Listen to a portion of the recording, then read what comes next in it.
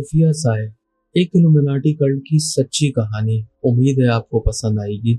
मेहरबानी करके इस सच्ची कहानी को पूरा सुनिएगा और इस वीडियो को लाइक कीजिएगा और कमेंट सेक्शन में अपनी राय का इजहार जरूर कीजिएगा। शुक्रिया।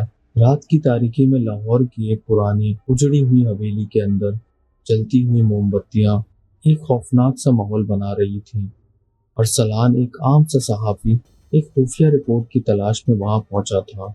उसे यकीन था कि यह हवेली महज पुरानी इमारत नहीं बल्कि एक खुफिया कल्ट का मरकज है। इसके बारे में वो कई महीनों से खोज कर रहा था। अंदर कदम रखते ही इसने एक धीमी सरगोशी सुनी। रोशनी की तलाश में आने वाला हर शख्स अंधेरों में खो जाता है। एक आवाज बुजुर्ग शख्स की थी जो काली चादर ओढ़े हुए एक पत्थर के सुतून के पास खड़ा था।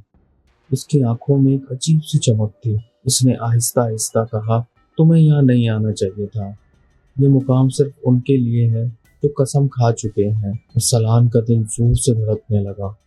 तुम लोग कौन हो? इसने लरजती आवाज में पूछा। बुजुर्ग मुस्कुराया और बोला, हम महाफिज रोशनी हैं। दुनिया हमें इल्यूमिनाटी कहती है। हम वो हैं जो सदियों से ताकत के धागे हिलाने वाले बादशाह बनाते और गिराते आए हैं। अरसलान ने नोट किया कि कमरे की दीवारों पर पुरअसरार निशानात खोदे हुए थे। अजीब व किस्म के दायरे, आग का निशान और ऐसे अल्फाज जो कदीम जबान में थे। अचानक कमरे का फर्श हिलने लगा। नीचे एक खुफिया तहखाना खुल गया। वहां मोमबत्तियों के दरमियान तकरीबन दर्जन भर लोग खड़े थे, सबके सब काली चादरों में।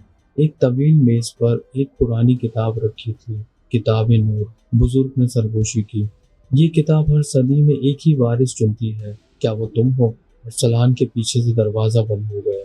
अब वो जान चुका था कि वापसी आसान नहीं, क्योंकि इल्यूमिनाटी के दायरे में कदम रखना हमेशा के लिए सायों का हिस्सा बन जाना है।